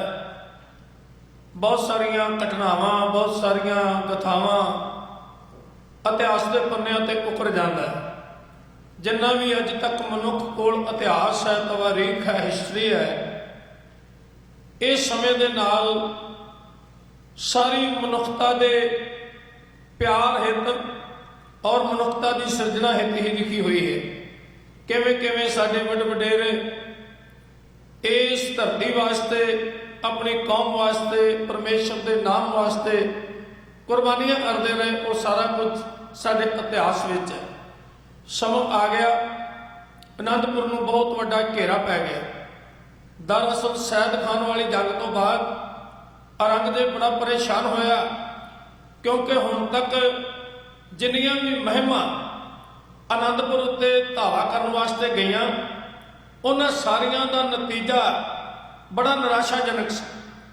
ਹਰ ਮੁਹਿੰਮ ਵਿੱਚ ਗੁਰੂ ਗੋਬਿੰਦ ਸਿੰਘ ਮਹਾਰਾਜ ਜੀ ਦੀ ਜਿੱਤ ਹੁੰਦੀ ਸੀ, ਉਹਨਾਂ ਦੀ ਵਿਜੇ ਹੁੰਦੀ ਸੀ, ਔਰ ਉਹਨਾਂ ਦਾ ਬਾਹੂਬਲ, ਉਹਨਾਂ ਦੀ ਬਹਾਦਰੀ, ਉਹਨਾਂ ਦੇ ਪਿਆਰ ਦੇ ਕ੍ਰਿਸ਼ਮੇ, ਉਹਨਾਂ ਦੀ ਸਾਜੀ ਹੋਈ ਖਾਲਸਾ ਪੰਥ ਫੌਜ, ਉਹਦੀਆਂ ਗੱਲਾਂ ਘਰ ਘਰ ਤੱਕ ਪਹੁੰਚ ਰਹੀਆਂ ਸੀ। ਤੇ ਕੋਈ ਵੀ ਸਰਕਾਰ ਆਪਣੇ ਰਾਜ ਵਿੱਚ ਕਿਸੇ ਹੋਰ ਤਾਕਤ ਨੂੰ ਸਿਰ ਉੱਚਾ ਚੁੱਕਣ ਨਹੀਂ ਦਿੰਦੀ। ਇੱਕ ਰਾਜਨੀਤੀ ਦਾ ਅਸੂਲ ਹੈ, ਅੱਜ ਵੀ ਉਹ ਆਪਣੇ ਬਰਾਬਰ ਕਿਸੇ ਨੂੰ ਨਹੀਂ ਹੋਣ ਦੇਣਾ ਚਾਹੁੰਦੀ। ਤਾਂ ਹੁਣ ਔਰੰਗਜ਼ੇਬ ਨੇ ਇੱਕ ਸਖਤ ਐਕਸ਼ਨ ਲਿਆ ਕਿ ਗੁਰੂ ਗੋਬਿੰਦ ਸਿੰਘ ਮਹਾਰਾਜ ਜੀ ਨਾਲ ਆਰ ਪਾਰ ਦੀ ਲੜਾਈ ਲੜਨੀ ਚਾਹੀਦੀ ਹੈ। ਆਪ ਤਾਂ ਉਹ ਦੱਖਣ ਵਿੱਚ ਸੀ, ਉਹਨੇ ਲਾਹੌਰ ਦੇ ਗਵਰਨਰ ਜ਼ਬਰਦਸਤ ਖਾਨ ਨੂੰ ਔਰ ਵਜ਼ੀਰ ਖਾਨ ਨੂੰ ਇੱਕ ਤਕੀਦ ਕੀਤੀ ਕਿ ਗੁਰੂ ਗੋਬਿੰਦ ਸਿੰਘ ਮਹਾਰਾਜ ਜੀ ਨਾਲ ਫੈਸਲਾਕੁਨ ਜੰਗ ਕਰੋ, ਜਾਂ ਤਾਂ ਉਹ ਆਮ ਸਾਧੂਆਂ ਵਾਂਗੂ ਰਵੇ ਨਿਮਰਤਾ ਵਿੱਚ, ਔਰ ਜਿਵੇਂ ਬਾਕੀ ਸਾਧੂ ਦਿਨ ਕੱਟ ਰਹੇ ਨੇ ਤਾਂ ਠੀਕ ਹੈ, ਪਰ ਜਿਵੇਂ ਜਿਵੇਂ ਖਬਰਾਂ ਆ ਰਹੀਆਂ ਨੇ ਉਹ ਆਪਣੀ ਤਾਕਤ ਨੂੰ ਵਧਾ ਰਿਹਾ ਹੈ ਔਰ ਉਹ ਚੀਜ਼ਾਂ ਕਰ ਰਿਹਾ ਹੈ ਜਿਨ੍ਹਾਂ ਚੀਜ਼ਾਂ ਉੱਤੇ ਸਰਕਾਰ ਨੇ ਮਨਾਹੀ ਕੀਤੀ ਹੋਈ ਹੈ। ਇਸ ਕਰਕੇ ਸਿੱਧੇ ਤੌਰ ਤੇ ਉਹ ਹਕੂਮਤ ਨੂੰ ਚੈਲੰਜ ਕਰਦਾ ਹੈ। ਇਸ ਕਰਕੇ ਗੁਰੂ ਗੋਬਿੰਦ ਸਿੰਘ ਮਹਾਰਾਜ ਜੀ ਦੇ ਨਾਲ ਹੁਣ ਆਰ ਪਾਰ ਦੀ ਲੜਾਈ ਲੜੀ ਜਾਏ। ਔਰ ਇਤਿਹਾਸ ਕਹਿੰਦਾ ਹੈ ਹਜ਼ੂਰ ਸੱਚੇ ਪਾਤਸ਼ਾਹ ਮਹਾਰਾਜ ਜੀ ਨੂੰ ਦਬਾਉਣ ਵਾਸਤੇ ਘੇਰਾ ਪਾ ਕੇ ਹਮਲਾ ਕੀਤਾ ਗਿਆ, ਔਰ ਮਹਾਰਾਜ ਜੀ ਨੇ ਉਹਦਾ ਜਵਾਬ ਦਿੱਤਾ ਤੇ ਪਹਿਲੀ ਹੀ ਝੜਪ ਵਿੱਚ 900 ਤੋਂ ਵੱਧ ਬੰਦੇ ਦੁਸ਼ਮਣ ਦਲ ਦੇ ਰਣਤੱਤੇ ਵਿੱਚ ਮਹਾਰਾਜ ਜੀ ਨੇ ਰੱਖ ਲਏ। ਇਹ ਕੋਈ ਛੋਟਾ ਨੁਕਸਾਨ ਨਹੀਂ ਸੀ। ਦੁਸ਼ਮਣ ਨੂੰ ਸੋਚਣ ਵਾਸਤੇ ਮਜਬੂਰ ਹੋਣਾ ਪਿਆ ਕਿ ਗੁਰਦੇਵ ਦੇ ਬਣਾਏ ਹੋਏ ਕਿਲਿਆਂ ਨੂੰ ਸਰ ਕਰਨਾ ਇੰਨਾ ਸੌਖਾ ਨਹੀਂ ਹੈ। ਔਰ ਇਸ ਤਰ੍ਹਾਂ ਇੱਕ ਤੋਂ ਬਾਅਦ ਦੂਜੀ ਝੜਪ, ਦੂਜੀ ਤੋਂ ਬਾਅਦ ਤੀਜੀ ਝੜਪ, ਲੇਕਿਨ ਹਰ ਵਾਰੀ ਕਲਗੀਧਰ ਪਾਤਸ਼ਾਹ ਮਹਾਰਾਜ ਦਾ ਹੱਥ ਉੱਪਰ ਆ ਜਾਂਦਾ ਸੀ, ਕਿਉਂਕਿ 5 ਮਜ਼ਬੂਤ ਕਿਲੇ ਇਸ ਤਰਤੀਬ ਨਾਲ ਮਹਾਰਾਜ ਨੇ ਬਣਾਏ ਸੀ ਕਿ ਪਹਿਲਾ ਕਿਲਾ ਦੂਜੇ ਦੀ ਸਪੋਰਟ ਕਰਦਾ ਸੀ, ਦੂਜਾ ਤੀਜੇ ਦੀ ਸਪੋਰਟ ਕਰਦਾ ਸੀ। ਇਸ ਕਰਕੇ ਉਹਨਾਂ ਕਿਲਿਆਂ ਨੂੰ ਸਰ ਕੀਤੇ ਤੋਂ ਬਿਨਾਂ ਕਲਗੀਧਰ ਪਾਤਸ਼ਾਹ ਮਹਾਰਾਜ ਜੀ ਤੱਕ ਪਹੁੰਚਣਾ ਅਸੰਭਵ ਬਾਤ ਸੀ। ਕਿਲਾ ਕੇਸਗੜ੍ਹ, ਕਿਲਾ ਹੋਲਗੜ੍ਹ, ਕਿਲਾ ਨਰਮੋਹਗੜ੍ਹ, ਕਿਲਾ ਲੋਹਗੜ੍ਹ, ਕਿਲਾ ਆਨੰਦਗੜ੍ਹ, ਇਹ ਮਹਾਰਾਜ ਜੀ ਨੇ ਉਸ ਵੇਲੇ ਬਣਾਉਣੇ ਸ਼ੁਰੂ ਕੀਤੇ ਜਦੋਂ ਮਹਾਰਾਜ ਜੀ ਭੰਗਾਣੀ ਦਾ ਜੰਗ ਜਿੱਤ ਕੇ ਪੌਂਟੇ ਤੋਂ ਵਾਪਸ ਆਉਂਦੇ ਨੇ। ਤੇ ਨਾਮ ਇਸ ਧਰਤੀ ਦਾ ਉਦੋਂ ਹੀ ਅਨੰਦਪੁਰ ਰੱਖਿਆ ਜਾਂਦਾ ਹੈ। ਔਰ ਸੱਚੇ ਪਾਤਸ਼ਾਹ ਮਹਾਰਾਜ ਜੀ ਨੇ ਵੇਖਿਆ ਸੀ ਕਿ ਸਮਾਂ ਆ ਰਿਹਾ ਹੈ, ਇਹਨਾਂ ਲੋਕਾਂ ਨੇ ਘੱਟ ਨਹੀਂ ਕਰਨੀ ਤੇ ਸਿੱਖੀ ਦੀ ਵੱਧਦੀ ਸ਼ਾਨ ਸਰਕਾਰ ਦੀਆਂ ਅੱਖਾਂ ਵਿੱਚ ਕੰਡੇ ਵਾਂਗੂ ਰੜਕਣੇ ਹੈ। ਤਾਂ ਮਹਾਰਾਜ ਜੀ ਨੇ ਹਵਾਇਤੀ ਪੱਖ ਤੋਂ, ਇਹ ਨਹੀਂ ਕਿ ਮਹਾਰਾਜ ਦਾ ਕੋਈ ਨਿਸ਼ਾਨਾ ਸੀ ਰਾਜਨੀਤੀ ਹਾਸਲ ਕਰਕੇ ਕੋਈ ਆਪਣੀ ਸਰਕਾਰ ਕਾਇਮ ਕੀਤੀ ਜਾਏ, ਨਹੀਂ। ਗੁਰਦੇਵ ਪਾਤਸ਼ਾਹ ਮਹਾਰਾਜ ਮਨੁੱਖੀ ਅਧਿਕਾਰਾਂ ਨੂੰ ਸਰਜੀਤ ਹੋਣਾ ਵੇਖਣਾ ਚਾਹੁੰਦੇ ਸੀ। ਉਹ ਚਾਹੁੰਦੇ ਸੀ ਵੀ ਨਾ ਤਾਂ ਕਿਸੇ ਨੂੰ ਡਰਾਇਆ ਜਾਏ ਤੇ ਨਾ ਕਿਸੇ ਤੋਂ ਡਰਿਆ ਜਾਏ। ਜੇ ਜ਼ੁਲਮ ਕਰਨਾ ਪਾਪ ਹੈ ਤੇ ਜ਼ੁਲਮ ਸਹਿਣਾ ਵੀ ਪਾਪ ਹੈ, ਕਿਉਂਕਿ ਜ਼ੁਲਮ ਸਹਿਣ ਵਾਲੀਆਂ ਕੌਮਾਂ ਅਖੀਰ ਗੁਲਾਮ ਹੋ ਜਾਂਦੀਆਂ ਨੇ ਤੇ ਆਉਣ ਵਾਲੀਆਂ ਨਸਲਾਂ ਨੂੰ ਗੁਲਾਮੀ ਦੇ ਪਿੰਜਰੇ ਦੀ ਕੈਦੀ ਬਣਾ ਕੇ ਤੁਰ ਜਾਂਦੀਆਂ ਨੇ। ਤਾਂ ਮਹਾਰਾਜ ਜੀ ਸਵੈਮਾਨ ਨਾਲ ਜਿਉਣਾ ਚਾਹੁੰਦੇ ਸੀ ਤਾਂ ਕਿ ਜ਼ਿੰਦਗੀ ਦੇ ਸਿਰ ਉੱਤੇ ਅਣਖ ਦਾ ਤਾਜ ਰੱਖਿਆ ਜਾ ਸਕੇ। ਤਾਂ ਮਹਾਰਾਜ ਨੇ ਇਹਨਾਂ ਕਿਲਿਆਂ ਵਿੱਚ ਆਪਣੇ ਹਿਸਾਬ ਦੇ ਨਾਲ ਫੌਜ ਵੀ ਨਿਯੁਕਤ ਕੀਤੀ ਸੀ, ਜਿਵੇਂ ਕੇਸਗੜ੍ਹ ਦੀ ਰਾਖੀ ਬਾਬਾ ਅਜੀਤ ਸਿੰਘ ਜੀ ਕਰ ਰਹੇ ਸੀ, ਔਰ ਲੋਹਗੜ੍ਹ ਦੀ ਰਾਖੀ ਬਾਬਾ ਨਾਰ ਸਿੰਘ ਬਾਬਾ ਆਲਮ ਸਿੰਘ ਜੀ ਕਰ ਰਹੇ ਸੀ, ਇੱਕ ਕਿਲੇ ਦੀ ਰਾਖੀ ਬਾਬਾ ਉਦੈ ਸਿੰਘ ਜੀ ਕਰ ਰਹੇ ਸੀ। ਤਾਂ ਘੇਰਾ ਲੰਮਾ ਹੁੰਦਾ ਗਿਆ, ਮੁਸ਼ਕਿਲਾਂ ਵੱਧਦੀਆਂ ਗਈਆਂ। ਕੁਦਰਤੀ ਬਾਤ ਹੈ, ਬਾਹਰੋਂ ਕੁਝ ਆ ਨਹੀਂ ਸੀ ਰਿਹਾ ਔਰ ਬਹੁਤ ਸਾਰੀਆਂ ਤੰਗੀਆਂ ਸੁਭਾਵਿਕ ਤੌਰ ਤੇ, ਜਿਨ੍ਹਾਂ ਵਿੱਚ ਸਭ ਤੋਂ ਵੱਡੀ ਤੰਗੀ ਸੀ ਕਿਲੇ ਦੇ ਅੰਦਰ ਜਿਹੜੇ ਜੀਵ ਜੰਤੂ ਘੋੜੇ, ਹਾਥੀ, ਹੋਰ ਜਾਨਵਰ, ਉਹਨਾਂ ਨੂੰ ਜਿਉਂਦਿਆਂ ਰੱਖਣਾ, ਕਿਉਂਕਿ ਮਨੁੱਖ ਕੋਲ ਰਾਸ਼ਨ ਹੋਵੇ ਕਈ ਮਹੀਨੇ ਖਰਾਬ ਨਹੀਂ ਹੁੰਦਾ, ਹੌਲੀ ਹੌਲੀ ਬੰਦਾ ਟਾਈਮ ਕੱਢ ਲੈਂਦਾ ਹੈ। ਪਰ ਇਹਨਾਂ ਘੋੜਿਆਂ, ਹਾਥੀਆਂ ਨੂੰ ਤਾਂ ਰੋਜ਼ਾਨਾ ਰਾਸ਼ਨ ਪਸਾ ਚਾਹੀਦਾ ਹੈ, ਰੋਜ਼ਾਨਾ ਘਾਹ ਪਾਣੀ ਚਾਹੀਦਾ ਹੈ। ਸੋ ਹੌਲੀ ਹੌਲੀ ਇਹ ਵਿੱਚੋਂ ਬਹੁਤ ਸਾਰੇ ਮਰਦੇ ਗਏ, ਕਮਜ਼ੋਰ ਹੁੰਦੇ ਗਏ। ਪ੍ਰਸ਼ਾਦੀ ਹਾਥੀ, ਨੀਲਾ ਘੋੜਾ ਆਦਿ ਬਹੁਤ ਸਾਰੇ ਜਾਨਵਰ ਕੀਮਤੀ ਚਲੇ ਗਏ। ਸਭ ਤੋਂ ਵੱਡੀ ਗੱਲ, ਜਿਹੜਾ ਪਾਣੀ ਦਾ ਸੋਮਾ ਸੀ, ਦੁਸ਼ਮਣ ਨੇ ਉੱਤੇ ਵੀ ਕਬਜ਼ਾ ਕਰ ਲਿਆ ਔਰ ਪਾਣੀ ਦੀ ਵੀ ਤੰਗੀ ਆਈ। ਫਿਰ ਵੀ ਮਹਾਰਾਜ ਜੀ ਨੇ ਆਪਣੇ ਸਦਕ ਨੂੰ ਕਾਇਮ ਰੱਖਿਆ। ਦੁਸ਼ਮਣ ਸਿੱਧੇ ਤੌਰ ਤੇ ਗੁਰਦੇਵ ਪਾਤਸ਼ਾਹ ਮਹਾਰਾਜ ਜੀ ਦੇ ਨੇੜੇ ਨਹੀਂ ਆ ਸਕਿਆ, ਪਿੱਛੇ ਘੇਰਾ ਪਾ ਕੇ ਬੈਠਾ ਹੋਇਆ ਸੀ। ਔਰੰਗਜ਼ੇਬ ਪਰੇਸ਼ਾਨ ਸੀ। ਵਜ਼ੀਰ ਖਾਨ ਕੋਲ ਉਹਨੇ ਰਿਪੋਰਟ ਮੰਗੀ। ਉਹਨੇ ਆਖਿਆ ਹਾਲੇ ਜਿੱਤਣੀ ਜਿੱਤ ਬਹੁਤ ਦੂਰ ਹੈ, ਕਿਉਂਕਿ ਮਹਾਰਾਜ ਦੇ ਮਜ਼ਬੂਤ ਕਿਲਿਆਂ ਵਿੱਚੋਂ ਤੋਪਾਂ ਦੇ ਹੁੰਦੇ ਫੈਰ ਸਾਡੇ ਕਦਮ ਅੱਗੇ ਨਹੀਂ ਵਧਣ ਦਿੰਦੇ ਤੇ ਮੈਂ ਕੁਝ ਦਾਅਵਾ ਨਹੀਂ ਕਰ ਸਕਦਾ। ਉਹਨੇ ਫਿਰ ਤਕੀਦ ਕੀਤੀ ਕਿ ਇਸ ਕੰਮ ਨੂੰ ਜਲਦੀ ਨਿਬੇੜਿਆ ਜਾਏ, ਕਿਉਂਕਿ ਉਹਦੀ ਬਦਨਾਮੀ ਹੋ ਰਹੀ ਸੀ। 7-8 ਮਹੀਨੇ ਦਾ ਘੇਰਾ ਕੋਈ ਥੋੜਾ ਨਹੀਂ ਹੁੰਦਾ। ਉਹ ਇੱਕ ਵੱਡੀ ਸਲਤਨਤ ਦਾ ਮਾਲਕ ਸੀ, ਦੱਖਣ ਵਿੱਚ ਰੁੱਝਿਆ ਹੋਇਆ ਸੀ ਤੇ ਉਹਨੂੰ ਆਪਣੀ ਹੇਠੀ ਹੁੰਦੀ ਦਿਸਦੀ ਸੀ। ਇਸ ਕਰਕੇ ਉਹਨੇ ਇਹਨਾਂ ਨੂੰ ਹੁਕਮ ਦਿੱਤਾ ਕਿ ਜਲਦੀ ਨਿਬੇੜਿਆ ਜਾਏ ਕੰਮ। ਤੋਂ ਇੱਧਰ ਅੰਦਰ ਵੀ ਤੰਗੀ ਆ ਰਹੀ ਸੀ, ਪਰ ਸਿੱਖੀ ਦਾ ਸਦਕ ਕਾਇਮ ਸੀ। ਬਹੁਤ ਸਾਰੀਆਂ ਗੱਲਾਂ ਸੀਨਾ ਬਸੀਨਾ ਇਦਾਂ ਵੀ ਪ੍ਰਚਲਿਤ ਹੋ ਜਾਂਦੀਆਂ ਇਤਿਹਾਸ ਦੀ ਖੋਜ ਤੇ ਸਹੀ ਨਹੀਂ ਉਤਰਦੀਆਂ। ਜਿਵੇਂ ਕੁਝ ਲੋਕ ਇਹ ਕਹਿੰਦੇ ਕਿ ਤੰਗੀ ਤੋਂ ਦੁਖੀ ਹੋ ਕੇ ਕੁਝ ਲੋਕ ਮਹਾਰਾਜ ਦਾ ਸਾਥ ਛੱਡ ਗਏ। ਜਦ ਇਤਿਹਾਸ ਦੀ ਕਸਵੱਟੀ ਤੇ ਇਸ ਗੱਲ ਨੂੰ ਨਾਪੀਦਾ ਹੈ, ਇਹਦੇ ਵਿੱਚ ਕੋਈ ਬਹੁਤੀ ਸੱਚਾਈ ਨਜ਼ਰ ਨਹੀਂ ਆਉਂਦੀ, ਕਿਉਂਕਿ ਗੁਰਦੇਵ ਸੱਚੇ ਪਾਤਸ਼ਾਹ ਮਹਾਰਾਜ ਖੁਦ ਕਿਲੇ ਵਿੱਚ ਮੌਜੂਦ ਹੋਣ, ਉਹਨਾਂ ਦਾ ਪਰਿਵਾਰ ਮੌਜੂਦ ਹੋਵੇ, ਨਿੱਕੇ ਨਿੱਕੇ ਬੱਚੇ ਉੱਥੇ ਹੋਣ ਤੇ ਕੋਈ ਸਿੱਖ ਉਹਨਾਂ ਨੂੰ ਦਾਵਾ ਬੇਦਾਵਾ ਲਿਖ ਕੇ ਚਲਿਆ ਜਾਏ, ਇਹ ਸੀਨਾ ਬਸੀਨਾ ਇੱਕ ਪ੍ਰਚਲਿਤ ਕੀਤੀ ਗਈ ਗੱਲ ਹੈ। ਸਭ ਤੋਂ ਪਹਿਲੀ ਕਿਤਾਬ ਮਿਲਦੀ ਹੈ ਸ੍ਰੀ ਗੁਰਸੋਭਾ, ਉਹਦੇ ਵਿੱਚ ਇਹਦਾ ਕੋਈ ਜ਼ਿਕਰ ਨਹੀਂ ਮਿਲਦਾ। ਕੇਵਲ ਹੱਦ ਲਿਖਾਈ ਦੀ ਗੱਲ ਸੈਨਾਪਤੀ ਨੇ ਕੀਤੀ ਹੈ ਕਿ ਬਹੁਮਤ ਇਸ ਪੱਖ ਵਿੱਚ ਹੋ ਗਈ ਕਿ ਆਪਾਂ ਨੂੰ ਇੱਥੇ ਰਹਿਣ ਨਾਲੋਂ ਬਾਹਰ ਜੰਗ ਲੜਨੀ ਚਾਹੀਦੀ ਹੈ। ਤਾਂ ਮਹਾਰਾਜ ਨੇ ਇੰਨੀ ਗੱਲ ਜ਼ਰੂਰ ਕਹੀ ਵੀ ਫਿਰ ਜ਼ਿੰਮੇਵਾਰੀ ਤੁਹਾਡੇ ਹੋਏਗੀ, ਇੱਥੇ ਤੁਸੀਂ ਸੇਫ ਹੋ। ਬਾਹਰ ਤੁਹਾਨੂੰ ਖੁੱਲੇ ਮੈਦਾਨ ਵਿੱਚ ਜਦ ਨਿਕਲੋਗੇ ਤੇ ਬਹੁਤ ਵੱਡਾ ਤੁਹਾਡੇ ਉੱਤੇ ਹਮਲਾ ਹੋਵੇਗਾ ਔਰ ਤੁਹਾਡਾ ਨੁਕਸਾਨ ਹੋਵੇਗਾ। ਔਰ ਉਸ ਤੋਂ ਬਾਅਦ ਗੁਰਬਲਾਸ ਦੀ ਵਾਰੀ ਆਉਂਦੀ ਹੈ। ਇਹ ਤਖਤ ਕੇਸਗੜ੍ਹ ਦਾ ਗ੍ਰੰਥੀ ਵੀ ਰਿਹਾ ਭਾਈ ਸੁੱਖਾ ਸਿੰਘ। ਇਹਨੇ ਇਸ ਗੁਰਸੋਭਾ ਨੂੰ ਥੋੜੀ ਜਿਹੀ ਗੱਲ ਹੋਰ ਵਧਾਤੀ।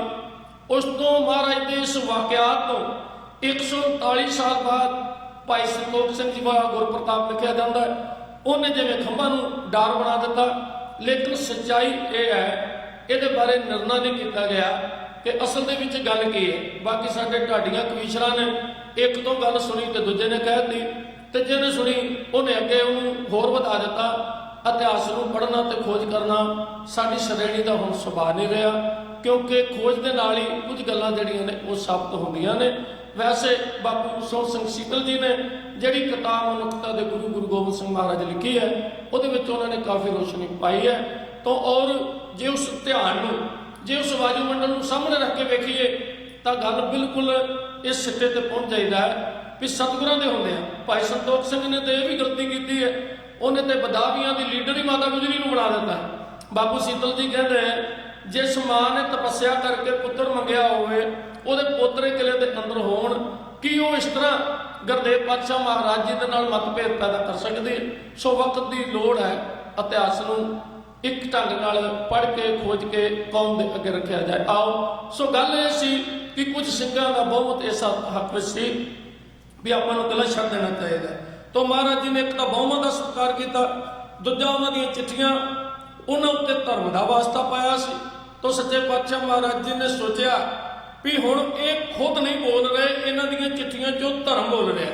ਕਿਉਂਕਿ ਇੱਕ ਕਹਿ ਰਿਹਾ ਸੀ ਮੈਨੂੰ ਕੁਰਾਨ ਦੀ ਮਾਰ ਪਵੇ ਜੇ ਅਸੀਂ ਤੁਹਾਡੇ ਨਾਲ ਬੇਈਮਾਨੀ ਕਰੀਏ, ਦੂਜਾ ਕਹਿ ਰਿਹਾ ਸੀ ਅਸੀਂ ਗੀਤਾ ਤੋਂ ਜਾਈਏ। ਹੁਣ ਸਵਾਲ ਉੱਥੇ ਵਜ਼ੀਰ ਖਾਨ ਦਾ ਜਾਂ ਅਜਮੇਰ ਚੰਦ ਦਾ ਨਹੀਂ ਸੀ, ਸਵਾਲ ਉੱਥੇ ਆ ਗਿਆ ਗੀਤਾ ਤੋਂ ਕੁਰਾਨ ਦਾ। ਇਹ ਦੋਨੋਂ ਹੀ ਗ੍ਰੰਥ ਉਹਨਾਂ ਵਾਸਤੇ ਪਾਵਨ ਸੀ ਤੇ ਸਤਿਗੁਰੂ ਵੀ ਸਤਿਕਾਰ ਕਰਦੇ ਸੀ। ਤਾਂ ਮਹਾਰਾਜ ਜੀ ਨੇ ਆਖਿਆ ਵੀ ਹੁਣ ਬੇਈਮਾਨ ਹੋਣਗੇ ਤਾਂ ਇਹ ਇਤਿਹਾਸ ਤੋਂ ਹੋਣਗੇ, ਤੇ ਜੇ ਅਸੀਂ ਇਹਨਾਂ ਦਾ ਸਤਿਕਾਰ ਨਾ ਕੀਤਾ ਤੇ ਲੋਕ ਸਾਨੂੰ ਫਿਰ ਇੱਕ ਪੈਗੰਬਰ ਦੇ ਰੂਪ ਵਿੱਚ ਨਹੀਂ ਮੰਨਣਗੇ। ਇਸ ਕਰਕੇ ਮਹਾਰਾਜ ਜੀ ਨੇ ਉਹਨਾਂ ਦੇ ਉਸ ਧਰਮ ਦੇ ਪਾਏ ਵਾਸਤੇ ਨੂੰ ਵੀ ਮੱਦੇਨਜ਼ਰ ਰੱਖਿਆ। ਤਾਂ ਇੱਕ ਵੱਡਾ ਫੈਸਲਾ ਮਹਾਰਾਜ ਜੀ ਨੇ ਲਿਆ ਕਿ ਆਪਾਂ ਨੂੰ ਕਿਲਾ ਛੱਡ ਦੇਣਾ ਚਾਹੀਦਾ ਹੈ। ਉਹਦੇ ਦੇ ਵਾਸਤੇ 6 ਅਤੇ 7 ਉਹਦੀ ਰਾਤ ਚੁਣੀ ਗਈ। ਉਸ ਵਕਤ ਕੋਈ ਵੱਡੀ ਗਿਣਤੀ ਨਹੀਂ ਸੀ ਕਿਲੇ ਵਿੱਚ, ਕਿਉਂਕਿ ਜਦ ਕਿਲੇ ਨੂੰ ਘੇਰਾ ਪੈਂਦਾ ਅਨੰਦਪੁਰ ਨੂੰ ਮਈ ਵਿੱਚ, ਤਾਂ ਮਹਾਰਾਜ ਨੂੰ ਇਸ ਗੱਲ ਦਾ ਪਤਾ ਸੀ ਵੀ ਇਹ ਜੰਗ ਲੰਮੀ ਹੋ ਜਾਣੀ ਹੈ। ਤਾਂ ਮਹਾਰਾਜ ਜੀ ਨੇ ਬਹੁਤ ਸਾਰੇ ਕਵੀਆਂ ਨੂੰ ਵੀ ਕਹਿਤਾ ਭਾਈ ਸਮਾਂ ਇਦਾਂ ਦਾ ਬਣ ਗਿਆ, ਤੁਸੀਂ ਚਲੇ ਜਾਓ। ਬਹੁਤ ਸਾਰੇ ਗ੍ਰਸਤੀ ਪਰਿਵਾਰ ਸੀ, ਉਹਨਾਂ ਨੂੰ ਵੀ ਮਹਾਰਾਜ ਨੇ ਛੁੱਟੀਆਂ ਦੇ ਦਿੱਤੀਆਂ, ਲੇਕਿਨ ਆਪਣਾ ਪਰਿਵਾਰ ਮਹਾਰਾਜ ਨੇ ਨਹੀਂ ਭੇਜਿਆ, ਕਿਉਂਕਿ ਜੇ ਉਹ ਇਸ ਤਰ੍ਹਾਂ ਕਰਦੇ ਫਿਰ ਚਮਕੌਰ ਦੀ ਧਰਤੀ ਤੇ ਸਰਹੱਦ ਦੀ ਧਰਤੀ ਦਾ ਕੋਈ ਇਤਿਹਾਸ ਹੀ ਨਾ ਹੁੰਦਾ, ਉੱਥੇ ਲਹੂ ਹੀ ਨਾ ਡੁੱਲਦਾ ਔਰ ਕੁਰਬਾਨੀਆਂ ਭਰੀਆਂ ਤਵਾਰੀਖ ਨਾ ਬਣਦੀ। ਤਾਂ ਮਹਾਰਾਜ ਜੀ ਹੁਣ ਤੁਰ ਲੱਗੇ ਨੇ, ਆਨੰਦਪੁਰ ਦੀ ਧਰਤੀ ਉਹਨਾਂ ਨੂੰ ਵਾਸਤਾ ਪਾਉਂਦੀ ਹੈ ਵੀ ਸੱਚੇ ਪਾਤਸ਼ਾਹ ਮਹਾਰਾਜ ਤੁਰ ਚੱਲੇ ਹੋ, ਮੁੜ ਕੇ ਕਦੋਂ ਆਓਗੇ? ਮਹਾਰਾਜ ਕਹਿੰਦੇ ਝੂਠਾ ਵਚਨ ਨਹੀਂ ਤੇਰੇ ਨਾਲ ਕਰਨਾ, ਨਾ ਅਸੀਂ ਆਉਣਾ, ਨਾ ਸਾਡੇ ਸਾਹਿਬਜ਼ਾਦੇ ਮੁੜਨਾ, ਨਾ ਪੰਜਾਂ ਪਿਆਰਿਆਂ ਦੇ ਤੈਨੂੰ ਦਰਸ਼ਨ ਹੋਣੇ। ਇਸ ਕਰਕੇ ਰੱਜ ਰੱਜ ਕੇ ਵੇਖ ਲੈ ਭੋਲੀਏ, ਹੁਣ ਤਾਂ ਇਹ ਆਖਰੀ ਮੇਲਾ ਹੈ, ਇਹ ਬਸ ਕੁਝ ਪਲਾਂ ਦਾ ਮੇਲਾ ਹੈ। ਤੇਰੇ ਜਰਰਿਆਂ ਨਾਲ ਸਾਨੂੰ ਪਿਆਰ ਹੈ, ਤੇਰੀ ਮਿੱਟੀ ਨਾਲ ਪ੍ਰੇਮ ਹੈ, ਕਿਉਂਕਿ ਇੱਥੇ ਅਸੀਂ ਬੜੇ ਰੰਗ ਮਾਣੇ ਨੇ ਔਰ ਇੱਥੇ ਅਸੀਂ ਬੜੇ ਚੋਜ ਕੀਤੇ ਨੇ, ਪਰ ਹੁਣ ਵਕਤ ਇਸ ਤਰ੍ਹਾਂ ਦਾ ਆ ਗਿਆ, ਤੇਰੇ ਨਾਲ ਇਹ ਸਾਡਾ ਵਿਛੋੜਾ ਲਾਜ਼ਮੀ ਹੈ। ਅੱਧੀ ਕੁ ਰਾਤ ਨੂੰ ਸੱਚੇ ਪਾਤਸ਼ਾਹ ਮਹਾਰਾਜ ਉਸ ਧਰਤੀ ਨੂੰ ਤੀਰ ਨਾਲ ਨਮਸਕਾਰ ਕਰਕੇ ਆਪਣੇ ਦਿਲ ਦੀਆਂ ਹਸਰਤਾਂ, ਆਪਣੇ ਦਿਲ ਦੀਆਂ ਰੀਝਾਂ, ਆਪਣੇ ਦਿਲ ਦੇ ਬਲਬਲੇ ਉਸ ਅਨੰਦਪੁਰ ਦੀ ਪਵਿੱਤਰ ਮਿੱਟੀ ਨਾਲ ਜਿਵੇਂ ਸਾਂਝੇ ਕਰਦੇ ਨੇ, ਭਾਗੋਲੀਆਂ ਦਾ ਜਤਨ ਕਿਉਂ ਕਰ ਰਿਹਾ। ਭਾਣਾ ਮੰਨਿ ਅਕਾਲ ਪੁਰਖ ਦਾ ਸਤਿਗੁਰ ਕਰੀ ਤਿਆਰੀ, ਵਿਛੜਨ ਲੱਗੀਆਂ ਆਨੰਦਪੁਰੀ ਦੀ ਰੋ ਪਈ ਦਰਦ ਪਿਆਰੀ। ਸਤਿਗੁਰ ਕਹਿੰਦੇ ਰੋਕਨ ਸਾਨੂੰ ਅਸਾਹ ਪੰਧ ਮਕਾਉਣਾ, ਜੁਗ ਜੁਗ ਵਸਦੀ ਰਹਿਣੀ ਪੁਰੀਏ ਅਸਾਂ ਫੇਰ ਨਹੀਂ ਆਉਣਾ। ਭਾਣਾ ਮੰਨਿ ਅਕਾਲ ਪੁਰਖ ਦਾ ਸਤਿਗੁਰ ਕਰੀ ਤਿਆਰੀ, ਵਿਛੜਨ ਲੱਗੀਆਂ ਆਨੰਦਪੁਰੀ ਦੀ ਰੋ ਪਈ ਦਰਦ ਪਿਆਰੀ। ਸਤਿਗੁਰ ਕਹਿੰਦੇ ਰੋਕਨ ਸਾਨੂੰ ਅਸਾਹ ਪੰਧ ਮਕਾਉਣਾ, ਜੁਗ ਜੁਗ ਵਸਦੀ ਰਹਿਣੀ ਪੁਰੀਏ ਅਸਾਂ ਫੇਰ ਨਹੀਂ ਆਉਣਾ। ਪਟਨਾ ਛੱਡ ਕੇ ਛੋਟੀ ਉਮਰੇ, ਪਟਨਾ ਛੱਡ ਕੇ ਛੋਟੀ ਉਮਰੇ, ਕੋਲ ਸੰਦੇਰੇ ਆਏ, ਸਕੀਆਂ ਮਾਵਾਂ ਨਾਲੋਂ ਵੱਧ ਕੇ ਤੂੰ ਸੀ ਲਾਡ ਲਡਾਏ। ਕਿਵੇਂ ਅੜੀਏ ਪਿਆਰ ਤੇਰੇ ਦਾ ਚੜਿਆ ਕਰਜ ਚਕਾਉਣਾ, ਜੁਗ ਜੁਗ ਵਸਦੀ ਰਹਿਣੀ ਪੁਰੀਏ ਅਸਾਂ ਫੇਰ ਨਹੀਂ ਆਉਣਾ। ਚੱਲ ਕਸ਼ਮੀਰੋਂ ਰੋਂਦੇ ਪੰਡਤ ਸ਼ਰਨ ਤੇਰੀ ਸੀ ਆਏ, ਨੌਵੇਂ ਗੁਰ ਨੇ ਦੇ ਕੇ ਹੌਸਲਾ ਛਾਤੀ ਦੇ ਨਾਲ ਲਾਏ। ਬਾਹਾਂ ਫੜੀ ਦੀ ਲਾਜ ਦੀ ਖਾਤਰ ਪੈ ਗਿਆ ਸੀਸ ਕਟਾਉਣਾ, ਜੁਗ ਜੁਗ ਵਸਦੀ ਰਹਿਣੀ ਪੁਰੀਏ ਅਸਾਂ ਫੇਰ ਨਹੀਂ ਆਉਣਾ। ਕਿਵੇਂ ਭੁੱਲ ਜਾਏ ਉਸ ਘੜੀ ਨੂੰ, ਕਿਵੇਂ ਭੁੱਲ ਜਾਏ ਉਸ ਘੜੀ ਨੂੰ, ਜਦ ਸੀ ਮਰੇ ਨਗਾਰੇ, ਅੱਖਾਂ ਮੂਰੇ ਦਿਸਣ ਖਲੋਤੇ ਸਾਜੇ ਪੰਜ ਪਿਆਰੇ। ਉਹ ਪਿਆਰ ਦੀ ਖਾਤਰ ਸਿਰ ਨਜ਼ਰਾਨਾ, ਪਿਆਰ ਦੀ ਖਾਤਰ ਸਿਰ ਨਜ਼ਰਾਨਾ, ਦੱਸ ਕੇ ਭੇਟ ਚੜਾਉਣਾ, ਜੁਗ ਜੁਗ ਵਸਦੀ ਰਹਿਣੀ ਪੁਰੀਏ ਅਸਾਂ ਫੇਰ ਨਹੀਂ ਆਉਣਾ। ਤੇਰੀ ਮਿੱਟੀ ਦੇ ਸੰਗ ਖੇਡੇ ਚਾਰੇ ਲਾਲ ਜੋ ਮੇਰੇ, ਜਾਂਦੀ ਵਾਰੀ ਤੱਕ ਲੈ ਸਭ ਨੂੰ ਤਗੜੇ ਕਰਕੇ ਜੇਰੇ। ਉਹ ਵਿਖੜੇ ਪੈਂਦੇ ਲੰਮੀਆਂ ਵਾਟਾਂ ਸੇਧ ਸੂਲਾਂ ਦੀ ਸੌਣਾ, ਜੁਗ ਜੁਗ ਵਸਦੀ ਰਹਿਣੀ ਪੁਰੀਏ ਅਸਾਂ ਫੇਰ ਨਹੀਂ ਆਉਣਾ। ਪੀ ਲੈ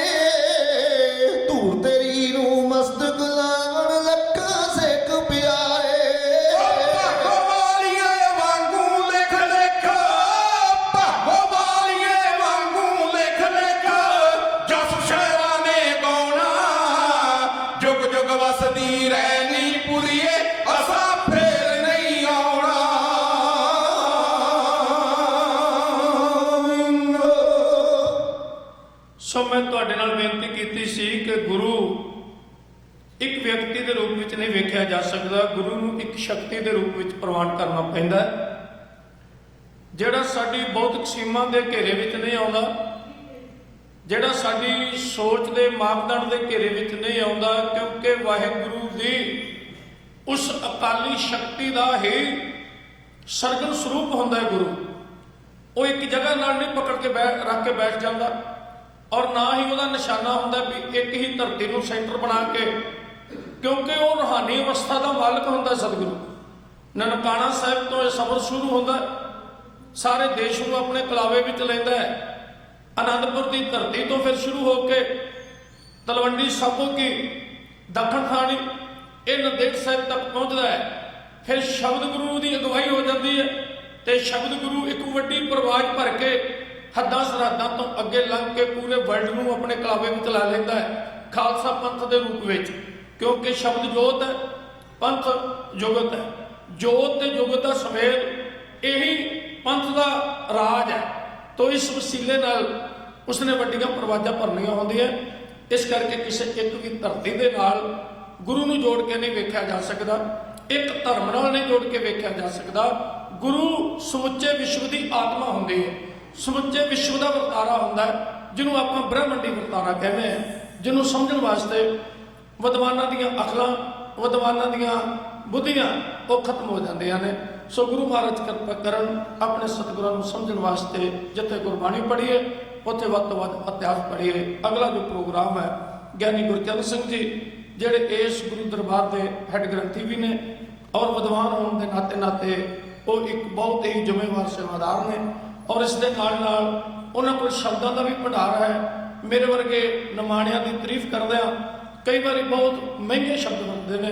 ਗੁਰੂ ਮਹਾਰਾਜ ਕਿਰਪਾ ਕਰੇ ਤੁਸੀਂ ਅਸੀਸ ਦਿਓ, ਅਸੀਂ ਉਹਨਾਂ ਦੇ ਬੋਲਣ ਦੇ ਕਾਬਲ ਹੋ ਸਕੀਏ, ਕਿਉਂਕਿ ਇਤਨਾ ਕੁਛ ਹੀ ਜਾਣਾ ਕਿ ਹਾਏ ਕੁਛ ਵੀ ਨਾ ਜਾਣਾ ਸੋ ਵੀ ਮਾਲੂਮ ਹੁਆ ਇੱਕ ਉਮਰ ਕੇ ਬਾਅਦ। ਸਾਰੀ ਉਮਰ ਬੰਦਾ ਸਿੱਖਦਾ ਹੈ, ਇਸ ਸਿੱਟੇ ਤੇ ਪਹੁੰਚਦਾ ਹੈ ਵੀ ਇਹ ਗਿਆਨ ਇੱਕ ਡੂੰਘੇ ਸਮੁੰਦਰ ਦੀ ਤਰ੍ਹਾਂ ਹੈ। ਸੋ ਤੁਹਾਡੀ ਜੱਤਾ ਬੀਬੀ ਬਲਜੀਤ ਕੌਰ ਜੀ ਸੰਧੂ, ਬੀਬੀ ਦਲਜੀਤ ਕੌਰ ਜੀ ਸੰਧੂ ਉਹ ਆ ਗਈਆਂ ਨੇ ਔਰ ਉਹਨਾਂ ਨੇ ਤੁਹਾਡੀ ਸੇਵਾ ਵਿੱਚ ਹਾਜ਼ਰ ਹੋਣਾ ਹੈ। ਧੰਨਵਾਦ ਗੁਰੂ ਸਾਹਿਬ ਜੀ ਦਾ, ਗੁਰੂ ਕੀ ਸੰਗਤ ਦਾ।